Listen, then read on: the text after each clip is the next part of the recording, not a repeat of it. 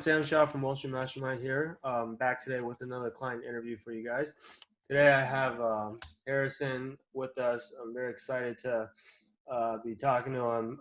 He just finished up his summer 2021 recruiting process as a non-target school student. And so I wanted to get him on here and talk to you guys because I know a lot of you out there are also non-target students, and I'm sure you're probably stressing out about how to recruit for investment banking. And I think, hopefully he'll be able to share some useful insights with you guys that you can benefit from. So Harrison, thank you for taking the time to talk to us. Yeah, happy to be here. Awesome, man. To start, maybe if you don't mind, just kind of giving people a quick introduction of, who you are and what type of candidate you were when you first started this process. Yeah, so I come from a non-target school, so obviously at a pretty large disadvantage there. Almost not going to get interviews, so I knew if I wanted to do investment banking, it was going to be a huge commitment of my time, essentially sacrificing a year of my school, or of my life outside of school, I should say. And I would say, coming from non-target, I have a lot of time that I can spend outside of academics as well. And then, so in clubs, I was involved on a sports club team. I was part of a musical group, and I was also part of some entrepreneurial stuff on campus, in addition to doing schoolwork. So it was a pretty busy schedule, and I knew I was going to have to make sacrifices coming in, but I decided on pursuing it anyway. Got it. And so you say you go to a non-target school. Do any banks actually come on campus for you guys? So for us, the only bank that has been recently coming on campus for us has been Deutsche Bank. We recently had someone promoted to MD who's an alum there. Besides that, we have not a single bank that comes on campus.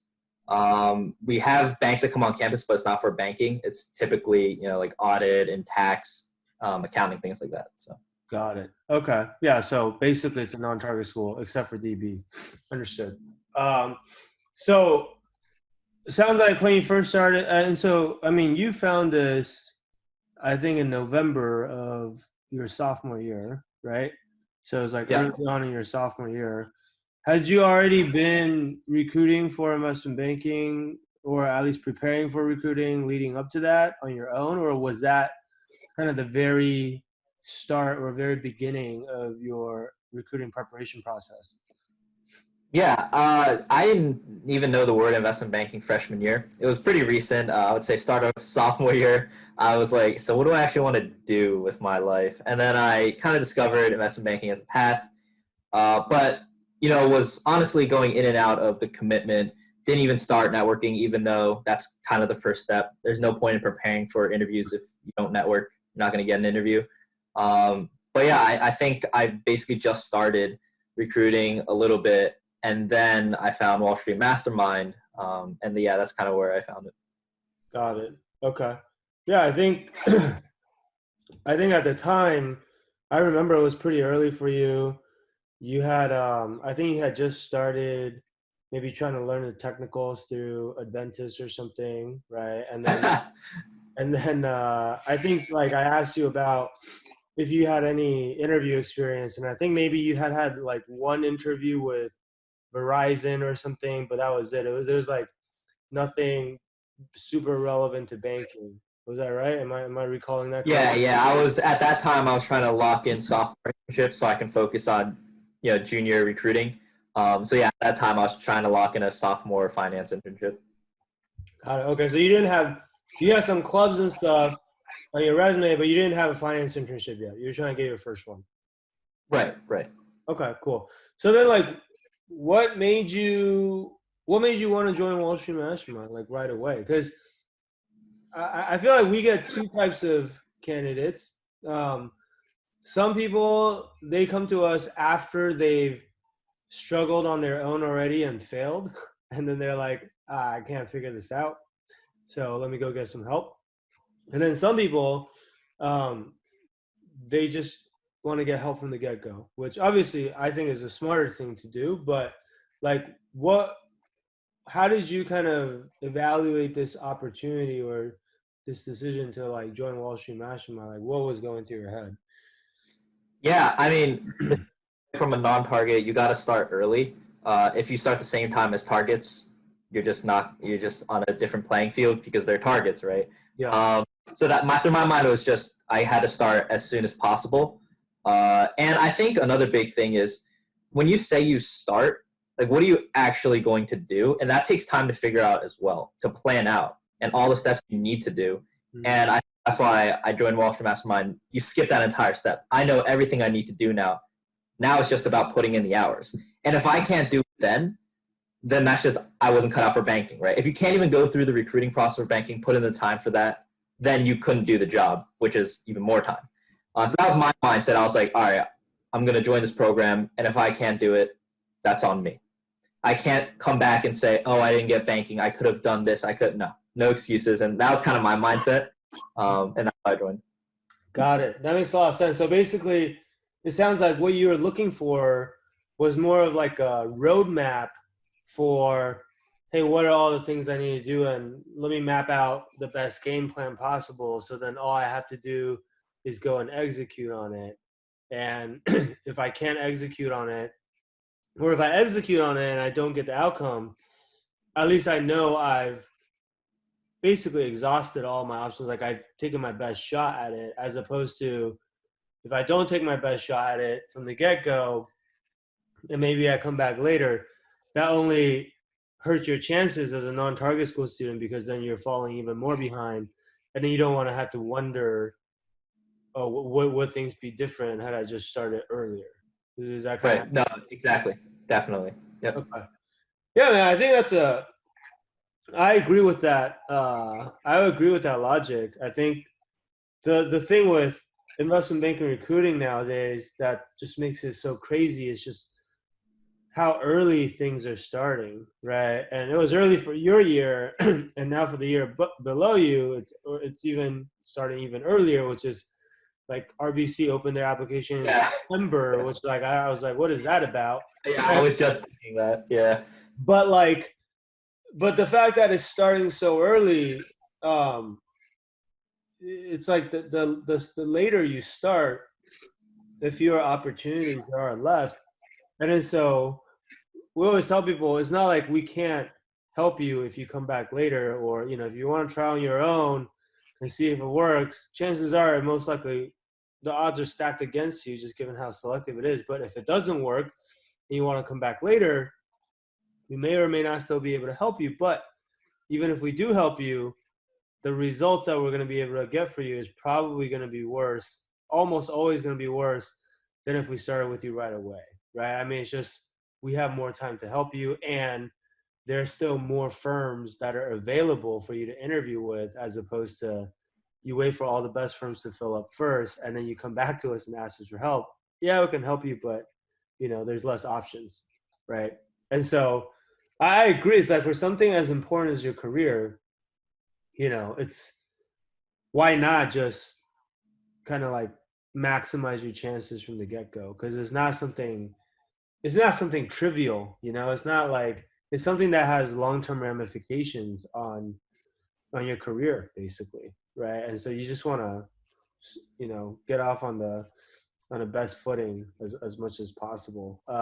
So that makes a lot of sense. So you came in November of sophomore year. I think your year, November, was when RBC also was the first happen, but that was when they posted their application. And so that was like kind of summer 2021 officially kicking off.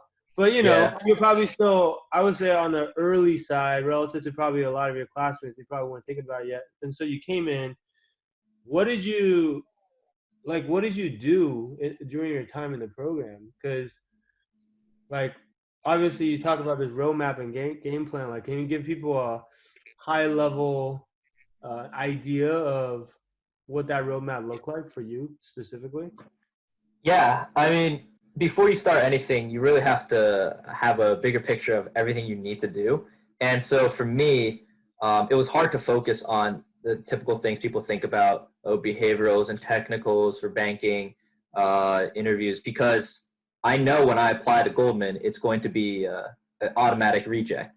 And so it seemed counterproductive to even prepare for interviews when you don't have any referrals. And I think the roadmap not only showed everything you need to do, but in the correct order. Like first, we're going to put that resume correctly. Like, it needs to look good, or presentable. It doesn't have to be insanely good. It doesn't really make a difference. Just can't be bad. And then immediately start networking. Like, there's no reason to prepare for interviews if you're not networking. And then after that, then we go into, okay, what are we going to prepare for on the interview side? And I think it makes sense that you prepare behaviorals before technicals, because you're going to need some of those behaviorals in your networking, right? People are going to ask you, why are you interested in investment banking? Why this group? Oh, like, what do you read about the markets? And so all the order of the roadmap makes sense as well. And I think the best part is Sam, he really puts in the exact time you need for everything as well. And these are very detailed like videos and help that you can get. It's not some PDF with some bullet points.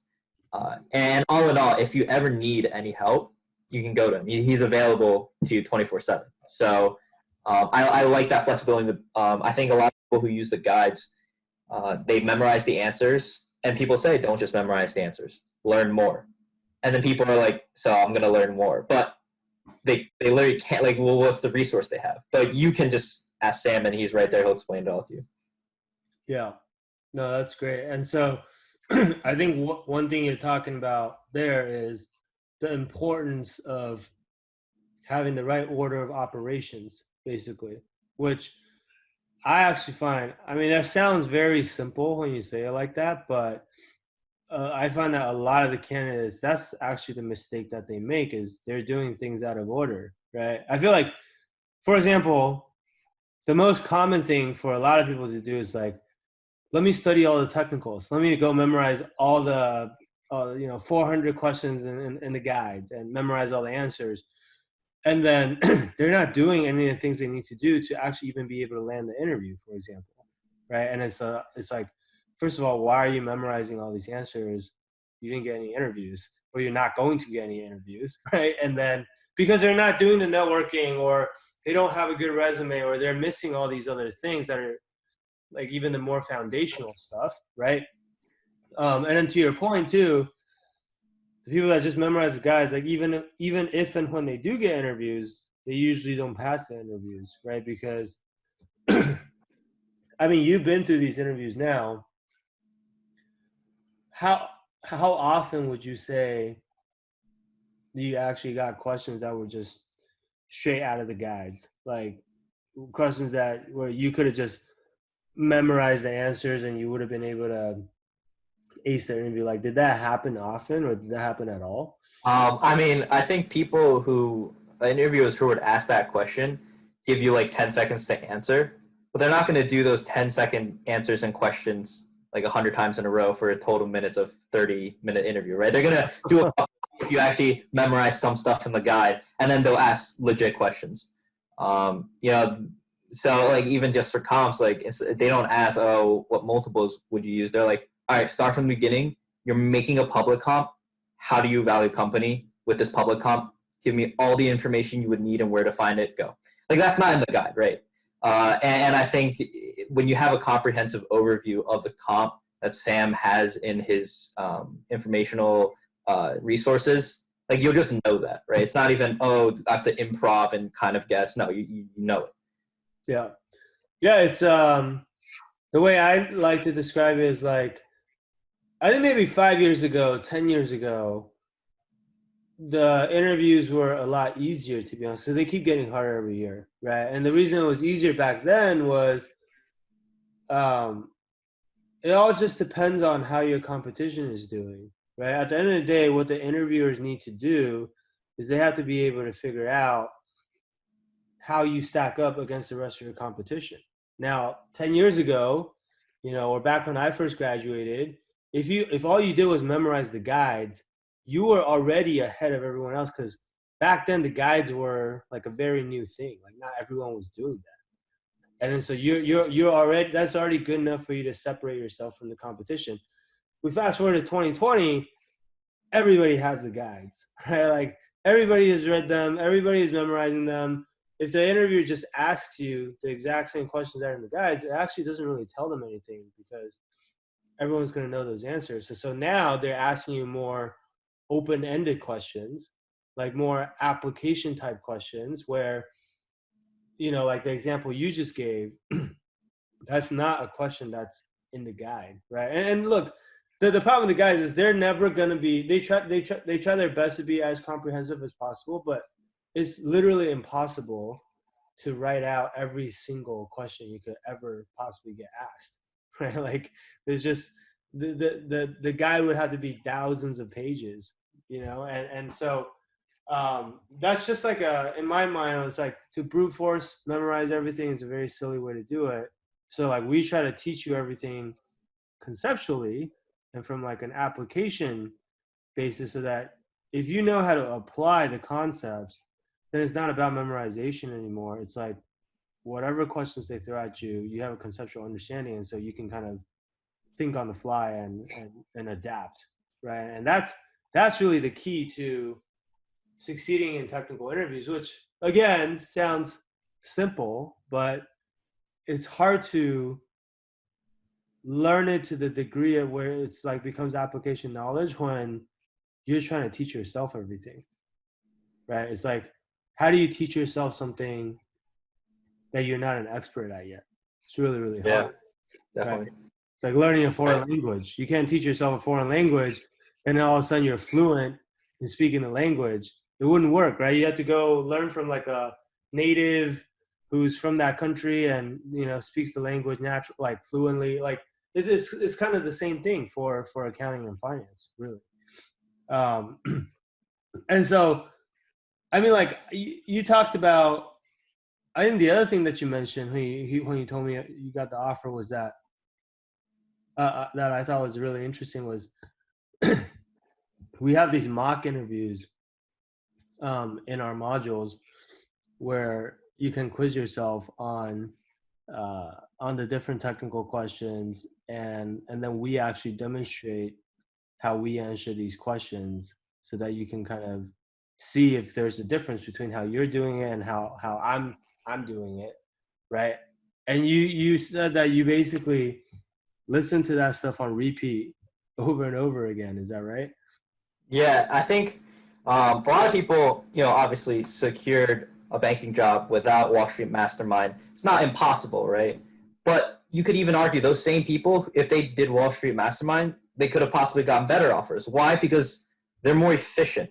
And I think a lot of people, when they picture, oh, I got to figure out my technicals. Oh, let me learn to paper LBO. They're imagining, all right, I got to sit down and spend hours. I spent less than 5 hours sitting down learning technicals, and I learned them all because I spent a year. Every time I'm in the car, I'm listening to a mock interview, and I think that's a step that people can't take in terms of efficiency because they don't have that resource. And I did. I had everything downloaded offline. I'm on a bus for classes. I drive around anytime, even going on vacation on the plane. I went to China over winter break.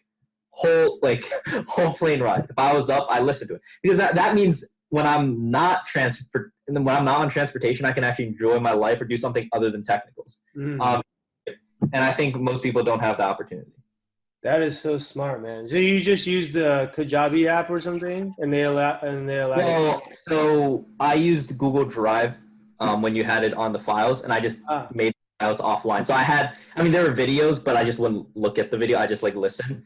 right, Yeah, I just so many downloaded videos and just listened to all of them. right. That's smart, man. So basically, that's a really good piece of advice, by the way. It's just like, how do you leverage your time better? Because to your point, like the name of the game is efficiency, right? Like again, to go back to the fact that just recruiting starts so early now. And then as students, not only do you guys have to worry about your grades in school, you also got to join these clubs, you got to do these internships, you got to network with a bunch of bankers, you got to learn all the interviews, and then on top of that, hopefully you ideally still want to have some form of social life, right? And so there's just all these different priorities that are competing for your time. And so how do you maximize what you can squeeze out of the 24 hours that you have in a day? Because at the end of the day, you're basically competing against everyone else that's in the same graduating class as you. And you guys all have 24 hours in a day, and who can get the most done in those 24 hours? Like, who can check the most boxes on this list of things that I just listed, right? And so you basically took all the downtime that you had where you couldn't do anything else, and you just put it towards like interview prep or listening to these trainings, and then that way, like when you're not like in a car or on a plane or whatever, you're freeing up more time to work on the other things that you need to work on. Yeah, definitely. Even just walking to class, the 10 minutes. I play 10 minutes to class, 10 minutes back. I'm telling you, if you guys do this, like actually daily, where you're not spending a single time sitting down doing this, but you're always listening in your free time, it gets ingrained in your brain. Like people, when someone says, walk me through an LBO, I already know the answer. Like I've heard it too many times. Yeah, that's amazing. And so outside of that, outside of just like leveraging your downtime, you're saying you only had to spend maybe 5 hours total learning the technicals. Yeah, and that was more like maintenance hours. Like, all right, what did I just listen to? All right, what am I going to listen to like tomorrow? Or have I finished this? And then, and I even after listening to it all, I would write down on Google Doc. I list out all the questions, and then this was near when interviews started, when it just started. So I was done my technicals at that point, and I would just type up all the answers to all the questions, and I like knew like 80% of them. That was my first time actually sitting down for technicals, just because I've listened to it so much. Yeah, yeah, that's very very smart, man. That's amazing. Um, so we talked about kind of your technicals, and so that part makes sense. Like, what else did you kind of get out of Wall Street Mastermind? Or like, what else do you feel like um, helped you in terms of the recruiting process? Yeah, definitely. Beyond the technicals and efficiency, I think just having that resource there for you, like let's say there's something like a story you want to tell. You don't know if it's like too annoying for the interviewer, it's too long or too short. Let's say something about talking about a deal. A lot of these abstract things, how's a guide going to help you with that? Like they say, oh, talk about a deal in healthcare industry, and you write up the script. Who's going to help you? Like no one's going to like, but Sam can literally, you can send it to him and he can help you. And again, these questions all seem abstract. Like, what do you think about the markets? What do you think about the deal? Things like that. But he breaks it down where it's no longer abstract. It's like quantitatively, like you need this, this, and this. Like explain the deal. What are the financials of the deal? Your opinion on the deal. Have 3 follow-up questions. Typically, what do you think about the valuation of the deal? Do you think it's a good deal for the company? Like literally, there's only so many follow-up questions and ways you can answer this question that it can be summarized. It's not just abstract, like, oh my God, they can ask anything. But yeah, I think that's the biggest resource. Right. So what you're talking about there is uh, on the technical side of things, it's more about helping you learn everything more efficiently. But on the behavioral side of things, it's a different challenge because that's not just a matter of spending more time refining your answers. It's more about, hey, you have your answers for the behaviorals, but it's so open-ended, and it's not like there's an answer key that you can look at in the interview guide that says, yes, Harrison, your answer for tell me about yourself is correct. Ding ding ding ding. Like, and so like how do you get feedback on whether the answer you come up with is actually what the bankers are looking for, essentially. And then so having that feedback loop where exactly what you're doing well and what you're not doing well, and if there's something you're not doing well, what you can improve. That's the most valuable piece on the behavioral side, basically. Yeah, definitely. And I think a lot of people believe that they can, look over their own answer or even ask a friend who's secured an offer, which demonstrates their credibility.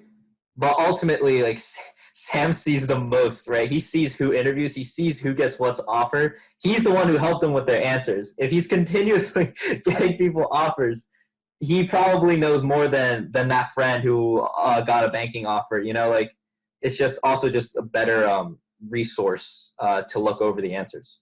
Yeah, I mean, I think, look, on the behavioral side, you're absolutely right, by the way. A lot of people say, well, no, I can just, look over my own answers, or I can have an upperclassman who got an internship, a year before me, have them look over my answers. You could do all of those things, right? And I think the challenge with looking over your own answers is you came up with those answers on your own. So most likely you're not going to see what's wrong with them, or else it wouldn't really be your answers, right? So unless you're the type of person who says, my answers are already perfect from the get-go, which I don't really care who you are. Like most likely that's not going to be the case, right? Because it's really, really hard to do that. And then like in terms of the upperclassmen, like, yeah, you're right. Like they've gone through the recruiting process one time, but and they know what answers they use and what worked for them. And so they're definitely more qualified than you are. But what worked for them just worked for them, right? Maybe it'll work for you, maybe it won't. Chances are you're a totally different candidate from that person. And like it's not like you guys are gonna have the exact same stories and the exact same examples and exact same everything, right? So that's why it's like if you want to be more accurate or with your assessment or more scientific about how you approach this, ideally you want a larger sample size of data to compare yourself against, right? And that's really how we do. It's like you talked about how, hey, for a stock pitch, we told you like the exact elements that you need to include in your answer and what are the follow-up questions that might come up for that question. The way we came up with that is because we've had hundreds of clients go through these interviews already. And our clients tell us all the time what kind of questions they got asked during these interviews, right? And then so we can pretty much, one, predict what are the questions and the follow-up questions that are likely to get asked. And so you don't have to guess. And then secondly, in terms of like, what are all the elements that you need to include? Like we basically gave you frameworks, right? We're not telling you what to say for the answers, but we're giving you frameworks for like, hey, make sure you include these things and make sure you do it in this order. And that gives you the structure that you need. And the way we came up with that, same thing. Like we've had hundreds of clients go through the process. We've seen all their answers. Like you said, we also see what offers they ended up getting or not getting. And then we can just basically do pattern recognition on, hey, what do all the best answers have in common? Like, okay, these people all did really well. Let's look at their answers side by side. What do they all have in common? Okay, that allows us to basically figure out what exactly are these bankers looking for, right? Because most of the time when people struggle with behaviorals, it's like they know what they're going to say, but they're not really sure if that matches what the bankers actually want to hear, right? And that's where we come in and we can tell you that. And if you're missing something that they're looking for, like we can help you add it back in and stuff like that. And so you shouldn't have to guess. That's the problem with the behaviors. Like most people are just guessing. It's like, I have my answers. Hope this is good enough.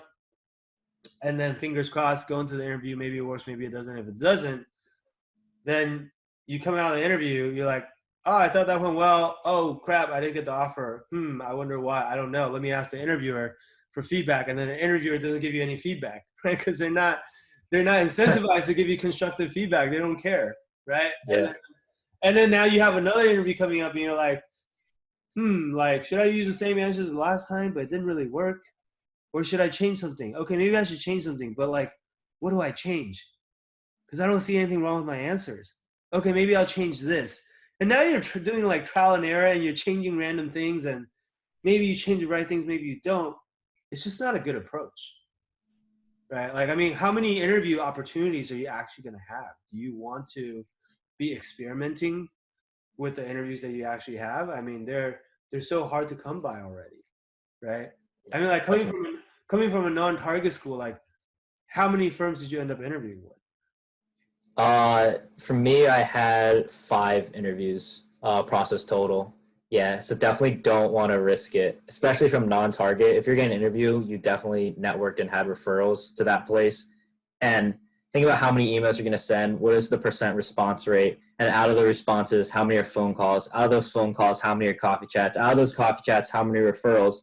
Out of the, how many are interviews? I've had referrals to a lot of top banks that didn't turn into interviews. We are in COVID right now. It's understandable. No coffee chats, things like that. And it sucks. Like I did everything I can on the networking side. I had multiple referrals to some banks and just no first round. And it's really disappointing. My GPA is fine as well. It's just, non-target. They can't interview that many people, and we're in COVID. So, yeah, really cherish the interviews you have. Be prepared for them. By the time you start your first interview, you better, have half of it already memorized, and, you've already done, 10 mock interviews. Maybe with just yourself.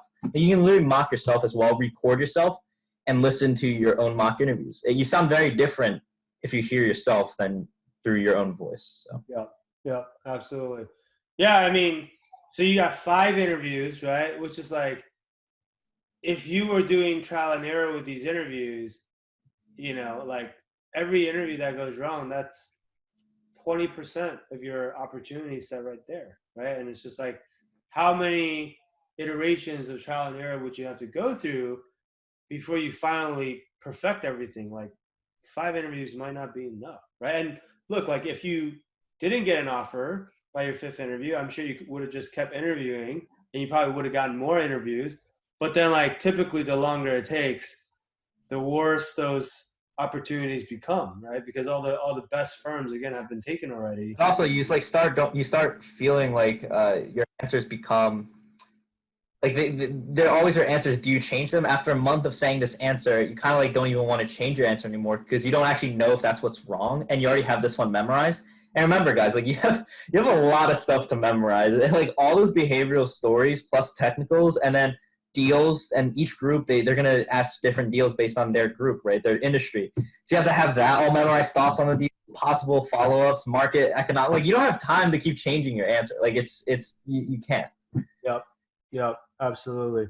And you talked about the networking funnel a little bit, just to give people a sense of the scale or the magnitude of the effort that had to go into this. To get those 5 interviews, how many bankers did you have to reach out to approximately? Yeah, so, half a thousand at least, so 500 at least. I think it's pretty, if you're from non-target, unless you get really lucky, you pretty much have to do at least a couple hundred to do anything. Yeah, and I had around 50 phone calls, and then some of those became referrals, some of them didn't, and then, that's basically where I am. Yeah, so I just wanted to touch on that because a lot of times I speak to students, especially from non-target schools, where they'll tell me oh yeah, I've reached out to a lot of bankers already, and I'll say, oh, okay, how many? And they'll say, 20 to 30. And to them, it feels like a lot because it's there's only 2 alumni from my school or 5 alumni from my school that work in banking, and I've reached out to 20 to 30 people, so that's a lot, right? And it's just no, actually, that's not anywhere close to being enough, right?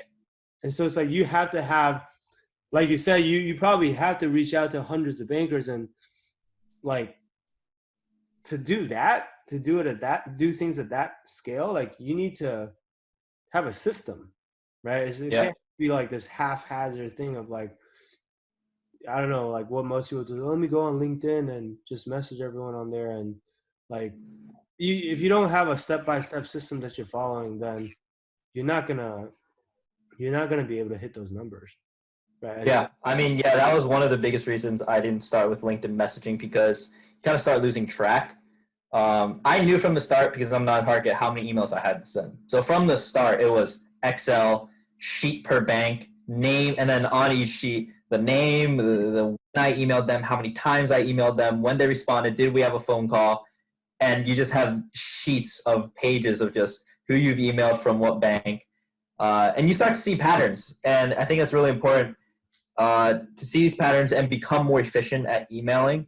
Eventually, it came to the point where sometimes I would spend one day, a couple hours for this, and I wouldn't even send an email. I would set up my sheets for banks, and then I would systematically each day spend 5 minutes, copy paste email, copy paste template, subject change, boom, boom, send, and then do this a bunch of times. So the setting up is actually the hardest part. So if you're just going on LinkedIn, finding people, scoring to page 2, I already did page 2 of this bank, let's go to page 3. You're that 500 times. You're going to lose track of who you've messaged. It's too much, right? So that's why you got to use the Excel. Right. That's awesome. So I guess let's just kind of fast forward to the end. So you recently got your offer after going at it for what? It must have been 10, 11 months, maybe. Yeah, yeah. Yeah. So you went through the grind for 10, 11 months, and ultimately, can we tell people what outcome you were able to get? Yeah, sure. So I got multiple offers and ended up going with FD Partners. It's a bank focused in fintech, and I'll be in the New York office. I wanted New York, and they let me choose that. I know their headquarters, I think, is San Francisco because they're tech, so it kind of makes sense. But I'm East Coast based. I always wanted to go to New York, so that's where I'll be headed. That's awesome. I mean, FTP is, we were talking about this before our call, but they're really, really good at what they do. They're one of the best fintech banks out there. They compete with basically all the bulge bracket banks for fintech deals, and I think the founder came from Goldman, right? If I'm not mistaken. Yeah, Uh, yeah. Former head at Goldman for yeah, fintech. so it's almost like it's like it's almost like a more specialized elite boutique, but they just only do fintech, right? But that's awesome. I mean, I know I've had other clients I've interned there before. They get a ton of deal flow, which means you're going to get a really good, really, really good experience, and so that's amazing. So huge congrats on that, man.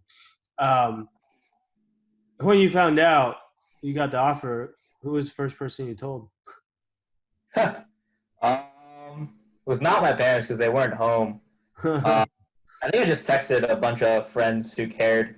I have a lot of friends. I'm pretty close with my high school friends, and a lot of them don't care about career. They actually make fun of me for spending so much time on it. Like, oh, he's working on career again. So yeah, I mean, I told people who actually cared in recruiting as well. Another high school friend from another school, he was doing S&T at Bank of America. He got that, so we were talking about living together in New York if I got this offer, which I did. So I told him first, I think. Nice, nice. And what's the feeling now that you're done with recruiting? Like, how are you feeling? Or like, what's that emotion? I guess. Like, are you just like chilling now? You just relaxed? You're relieved? Like, how does it feel? Yeah, I mean, it feels great. I think, recruiting being so early, it's a pain. As a freshman, a sophomore, you kind of have to start studying stuff and for me, I knew I was going to have classes on some corporate finance eventually. So it's kind of like studying that before the class, which I'm going to learn anyway. So it's pretty frustrating. But the benefit of that is you have 2 years of senioritis, right? In high school, you got your college situation set. You had half a year. But now I have 2 years to do what I want. And it's great to set my stuff straight. Like ranging from eating healthier to sleep schedule to working out. Because you have so much time now, there's actually no excuse to to get that wrong. If I could recruit, then I could do all the other stuff, which is arguably less painful. Yeah. But yeah, life is great right now. Just like so relaxed, getting my sleep in every day, and just doing what. Just make sure school GPA is high, and then that's it. Yeah, that's awesome, man. I mean, it's a well-deserved break. You should definitely take it. You earned it. Let's make sure you get the return offer for full time. So don't go too senioritis yet. At least until you have the job. But no, you're off to a great start, right? Again, especially coming from a non-target school, I think you overcame pretty tremendous odds, to be honest, to get to where you are today, and deservedly so, because like all the things you talked about, like the number of bankers you reached out to, and you being like just leveraging all the downtime you had, like you put everything you had into this process, right? And so I'm sure like being able to see the fruits of your labor, that this has to be a very satisfying feeling. I guess just to wrap things up, um, if you could give just one piece of advice to other people, other students, maybe other students who also go to non-target schools, and they're just starting to think about the investment banking recruiting process right now, because you started around this time last year, right? So say they're a year behind you and they're starting to think about this process now. Like, what's one piece of advice that you wish someone had given you back when you first started? Like something now that maybe you didn't know back then that would have made a big difference for you? Yeah, I mean, this is personal to me, but I always viewed everything in terms of time. Like this exam, I need 5 hours to study for it. So I would have 5 hours guaranteed somewhere, no matter how far I push back. And I think when it comes to recruiting from a non-target school, there's so much stuff you have to have that it's kind of pointless to plan out how much time it'll take. You just kind of have to start. If you know you're doing it, you start immediately. And I think it's the your each person has a certain amount of willpower and how much they want to work. But as you get to do recruiting and after you do it for months, which you have to do, don't think you do it for 2 weeks.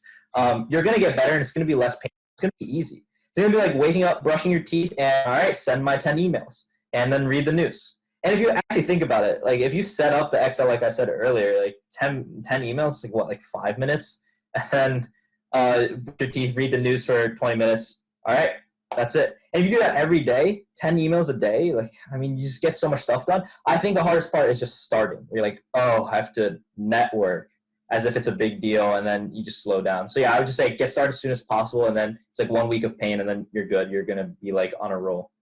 Yeah, it sounds like what you're saying is like, I mean, get started, don't get paralyzed, but also more importantly, like do the foundational work up front in terms of setting up a system and a process and being organized. And once you have that system or process, then it's just repeating it over and over and over again. And it almost just becomes muscle memory. But you first have to have that roadmap or game plan so that you know what to execute on. Yeah, exactly. Okay, got it.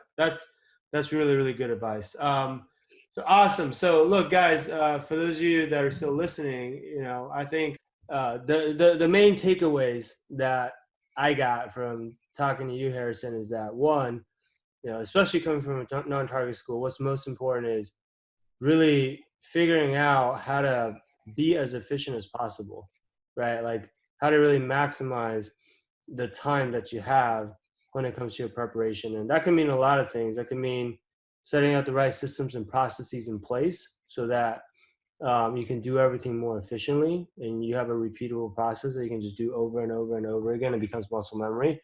It could also mean um, just making better use of your time, like downtime, when you're in a car, on a plane, whatever, in between classes, walking to classes, like really squeezing every last drop out of the time that you have so that you can get more done, right? Because you're going to have to be more productive and be more efficient than maybe your competition at these target schools. You have to be over prepared, right? You have to know more than they do. And so all those things are really, really important. And then I think the other main takeaway that I got is just, look, you're not going to have a ton of opportunity, right? Like even for someone like you who reached out to 500 bankers, like you had 5 interviews, right? Which is great. Five is like a decent number, but it's not like you're gonna have unlimited interviews, and so you don't want to be doing trial and error. You don't want to be experimenting with those opportunities. You want to make sure that you have the feedback that you need before you actually go into those interviews, so that you're not guessing, right? So that you're able to put your best foot forward with the opportunities that you're given. And if you can do that, then even if you come from a non-target school, you can end up with a very, very good offer, um, and despite the odds being stacked against you, right? So hopefully that's I think Harrison has given us a ton of really, really good advice, especially if you're a non-target school student. So hopefully you guys found this helpful. If you guys are looking for someone to help you lay out that roadmap that you kind of need, so that you can get started, um, and so that you can really like use your time efficiently and just get as much done as possible in the small amount of time that you have for recruiting, then I want to encourage you guys to reach out and schedule a free strategy session with our team. You can do that by going to www.wallstreetmastermind.com/apply. The street's abbreviated to ST. Again, it's www.wallstmastermind.com/apply. And we'll be happy to hop on and talk to you about your recruiting situation and what your goals are and what it is that you're trying to accomplish, and also what challenges you're currently having. What are you struggling with? And at a minimum, we can just give you some advice on what we think you should do, or if it's a really good fit and we feel like we can help you get a great outcome, then we can discuss what that might look like as well. So, um, Harrison, again, thank you for taking the time to talk with us today and giving us so much valuable insight on what you've learned throughout your process. And again, huge congrats on getting a phenomenal offer from FTP. And I'm super happy for you, and you worked super hard and you earned this and you deserve it. And so best of luck with your summer internship. And obviously, let's stay in touch. Don't be a stranger. I'm sure you won't be. And I look forward to seeing the success that you have going forward, man. Yeah. Thanks for having me. And yeah, I'm looking forward to it. Awesome, dude. Well, you know, uh, for everyone else that's listening, thanks for tuning in, and hope you guys enjoyed this. We'll be back with more of these in the near future for you guys, and talk to you guys later.